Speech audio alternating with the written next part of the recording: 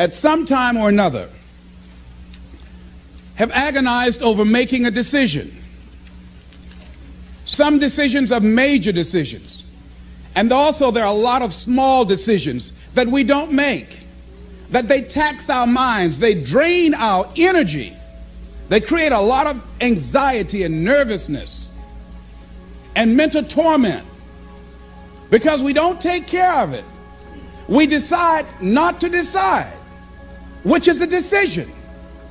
Deciding to decide, to act, is a major, major challenge for all of us at different points in different areas of our lives. And there are things that happen to us along the way, experiences that we have that prevent us from working through the mental block of acting, of doing those things that we know we ought to do. And so what I want you to think about is, what is there that you know you need to do, that you want to do this, but for some reason or another, you've been holding back. For some reason or another, you just have not been able to gather your nerves or be able to work through the procrastinating or putting it off or justifying or blaming. Some reason or another, you just haven't done it. And you know you ought to do this. You really want to do this, but you don't know why you haven't done it. Because in order to begin to reinvent your life, you've got to make a conscious, deliberate, determined effort. That you really have got to put all of yourself into it. It's very challenging to act, to do those things. There are times when you're looking at it and you say, I know I need to do this, but I don't feel like it. I don't want to do it. I know I need to do it, yet leave me alone. No, I don't want to do it. So what do? What are those things that cause us to do like that? I think that among the things that prevent us from acting is the fear of failure. And if you've already failed, you don't want to fail again. The pain of that, the disappointment, the fear of loss is another thing. Because many times when we do those things that we know we need to do, we feel that we might lose somebody that we love very much and care about. We don't want to hurt anybody. Many of us don't act because we want other people's approval. We want everybody to like us and to accept us. And that's not possible.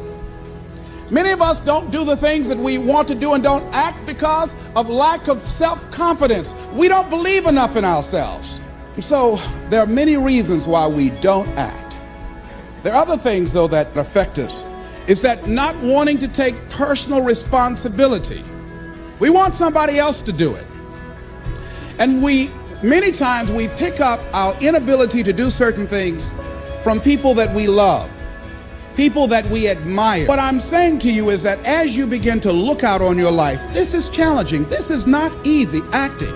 So what are the things that we can begin to do to harness our will? Number one, you've got to bring it out and look at it. You've got to take the power out of it. You've got to expose it to the truth. And the truth is that it has no power over you. So write down something you want to act on, but for some reason that you've been holding back, and look at it. The next thing is, ask yourself the question, is it helping you to continue to put it off? If it's an asset for you to continue to procrastinate, then continue to do that. But if it's a liability for you, if it's causing you some mental and some emotional challenges, or perhaps a financial problem, look at that. Examine that for what it is.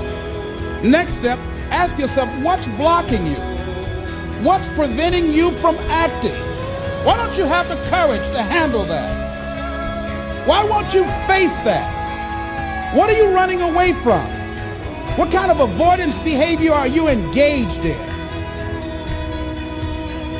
Next is, what is the worst thing that can happen when you take action? Next is, how will you feel after taking this action? I've felt a sense of personal achievement when we look out on our lives. You ask the question, what are you going to do? Look at, as you think about this that you know you need to handle, what are you going to do? And then write down 3 strong reasons on why you know you must take action. And be explicit and descriptive in your reasons, because your reasons have power. Your reasons will drive you. When you have doubt, when your faith becomes weak, your reasons will fortify your faith. When you have an inner conversation, say, no, don't do that. Your reasons will become your rod and your staff to comfort you, to take you through those challenging moments. So write down your reasons. And what you will find, that when you decide to act, when you decide to take life on, and let me warn you, it can be painful, it will be uncomfortable, and that's where the growth is.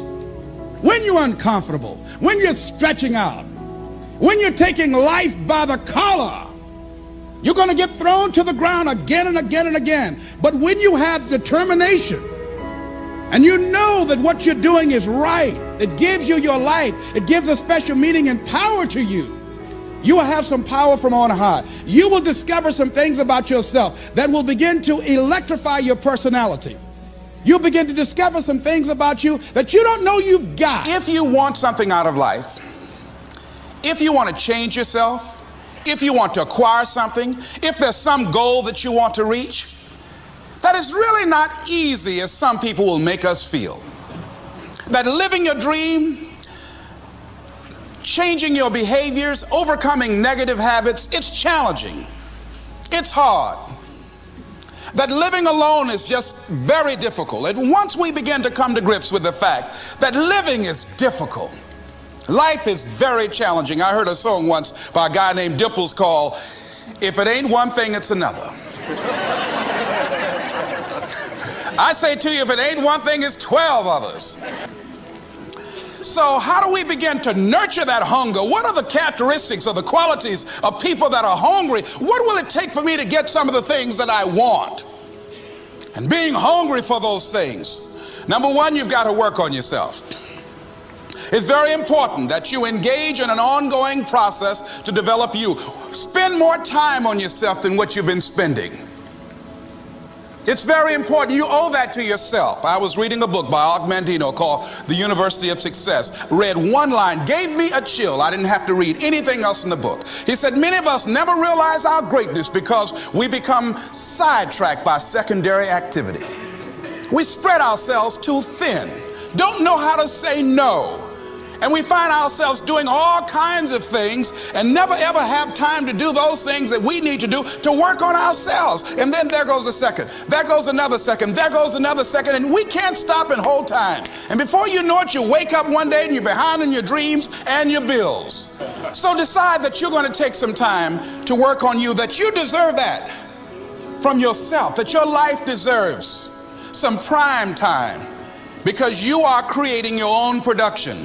As Michael Todd would say, you are the star of your show. You are the director. You're writing the script. And you will determine whether your life is a smash office hit or flop. You determine that.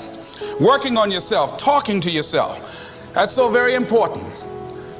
Overcoming the negative conversation, that inner dialogue that's going on all the time, even when you don't want it to be there. You can't stop yourself right now from thinking. You can't do it. It's going on. And so learning how to empower yourself, part of doing that is standing up to yourself. You've got to stand up inside yourself sometimes and say, shut up. You'll get scared sometimes. Your mind will go blank on you. Some people you will allow to unnerve you. And you wonder, what's wrong with me? I'm not crazy. That's why you've got to learn to make a conscious, deliberate, determined effort to stand up inside yourself. Working on yourself, watching that inner dialogue, it will determine the quality of your life. When you have something you want to do, if you don't develop the courage to do that which has been given you to do, and you spend a lot of time going around trying to convince other people or trying to get their approval, what will happen is that you will lose your nerve. And other people will convince you that what you're doing doesn't have any value, and you'll give up on your dream. One idea can turn your life around. Deciding that you're going to focus to develop your skills. Most people never develop their talents.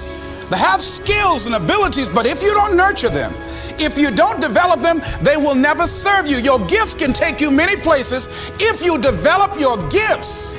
Most of us don't like to do those things that come easy to us. I grant you that your gifts will take you places that will literally amaze you. I grant you that if you begin to work to develop your gifts, you'll develop a strong sense of happiness. You'll get a larger vision of yourself, because part of beginning to get a larger vision of yourself, all of us need some area of our lives where we can have a feeling of competence. So you've got to work on it. When other folk are having a good time, you've got to have the strength of character to concentrate, to read, to digest information. If you decide in any particular area that you're concerned about, to make a conscious, deliberate, determined effort to read one book a month in that area, in 5 years, you'll be among the top 5% experts in the world. Decide that you're going to push yourself. Most people won't do that. Most people give up on themselves easily. You know, the human spirit is powerful. There's nothing as powerful. It's hard to kill the human spirit. The power to hold on in spite of everything, the power to endure. This is the winner's quality. The hunger, the ability to face defeat again and again without giving up. This is a winner's quality. You have that quality within you. When you're hungry, you don't care about the facts. You don't care about the odds. There's greatness in you. And you've got to learn how to tune out the critics outside and the critic inside. And since I'm going to do this, I'm going to harness my will. And I'm not going to let anything stop me. I deserve this. I'm going to do it until. If you want something, you have got to be relentless. You've got to learn how to become resourceful. You've got to learn how to become creative. When crises strike in your life, and in the Chinese language, crises mean danger, but it also means opportunity. And this is an opportunity for you to grow. And you've got to be so relentless, regardless of what comes down the pike, that you're always looking for a way to get over, always looking for a way that you can break through, always looking for a way that you can win, always looking for a way that you can strike a telling blow. Do you have the courage? Or will you die a dreamer? Will you die on the verge and on the edge and in the land of coulda, woulda, and shoulda? Do you have the courage? I'm going to drop something on you. It takes courage to be successful. It is far easier not to be successful. Misery will always have company. Success breeds contempt. If you don't want to make waves, be mediocre, be normal, and fit in. And if you're more concerned about people than you are God, then neutralize everything He put in you. Just fit in with everybody else. Dress like them, walk like them, act like them, eat like them, go where they go, think like they think, do what they do. And once you've neutralized your uniqueness, you don't need courage. It takes courage to be different. It takes courage to go where you've never gone before. For some of you, it took courage to come to this conference. It takes courage to get you outside of the box. It takes courage to be successful. It takes courage to win. People don't talk about people that don't win. If you win, they're going to talk about you. Do you have the courage to stand there though the storms keep raging and the people get to talking and you stand there and say, I've come too far to turn around? Do you have the courage?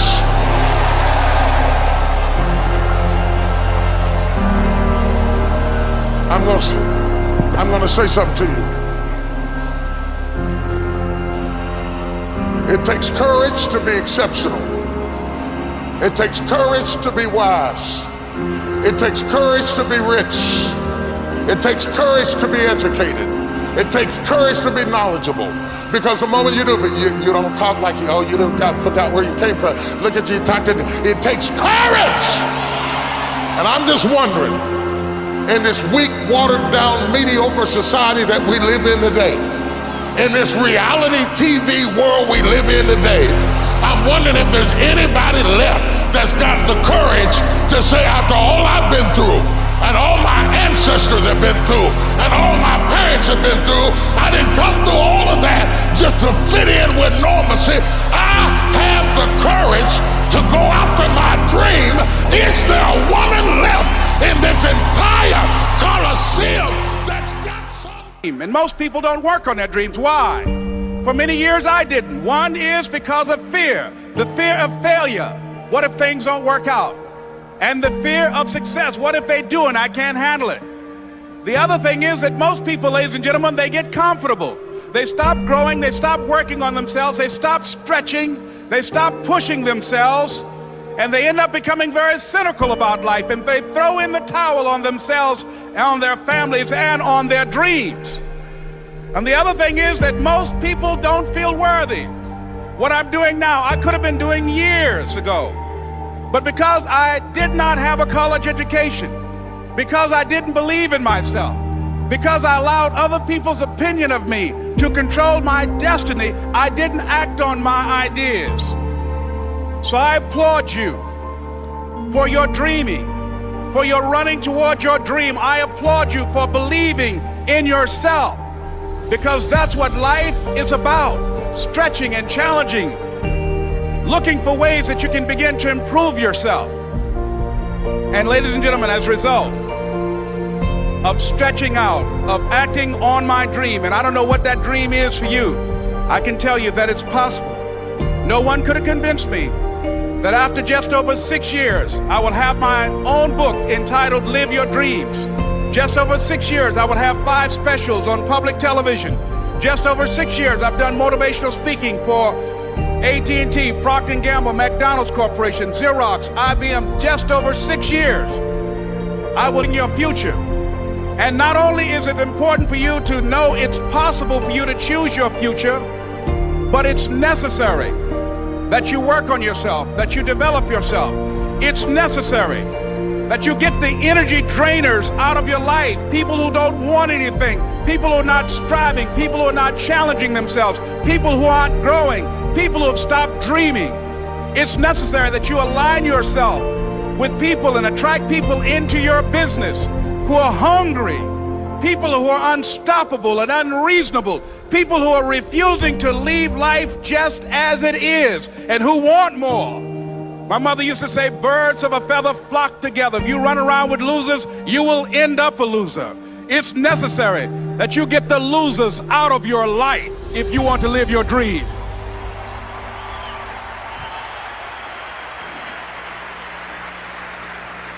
It's necessary to know that everybody won't see it, that everybody won't join you, that everybody won't have the vision. It's necessary to know that a lot of people like to complain, but they don't want to do anything about their situation, that you are an uncommon breed. You know, you have to know within yourself that I can do this. Even if no one else sees it for me, I must see it for myself. That's necessary. It's also, ladies and gentlemen, necessary that you be creative when you're working on your ideas. Begin to envision yourselves as being blessed and highly favored to reach your goals. If just one of you capture the essence of what that means, that you have greatness within you and a responsibility to manifest that greatness, that you can make your parents proud, you can make your school proud, you can touch millions of people's lives, and the world will never be the same again. It's possible for you to live your dream. It's necessary that you associate with winners, that you work your system, that you are relentless, that you never give up. It's you. You've got to take personal responsibility. You've got to make it your personal business to make it happen. And you've got to resolve within yourself that I can do this, that it's hard, but you've got to say, I'm the one. I'm the one to make this happen. I'm the one to become successful in this business. As you work to help other people to become successful, that feeds your success. But you know it's going to be hard, but find out what will make it worth it for you. So, ladies and gentlemen, if you want to make your dream become reality, the people that are running at their dreams know that it's possible that you can live your dream, that it's necessary, that you're relentless, that you have a plan of action, that you are creative. The people that are living their dream are finding winners to attach themselves to. The people that are living their dreams are the people that know that if it's going to happen, it's up to them. And they're resolving within themselves, it's not over until I win. The people that are running after their dream know they're going to have hard times. They keep on running because they're saying within themselves, I'm the one, no matter how bad it is or how bad it gets, I'm going to make it. The people that are running after their dreams are the people that are hungry. Shake somebody's hand on your right and left and say, you got to be hungry.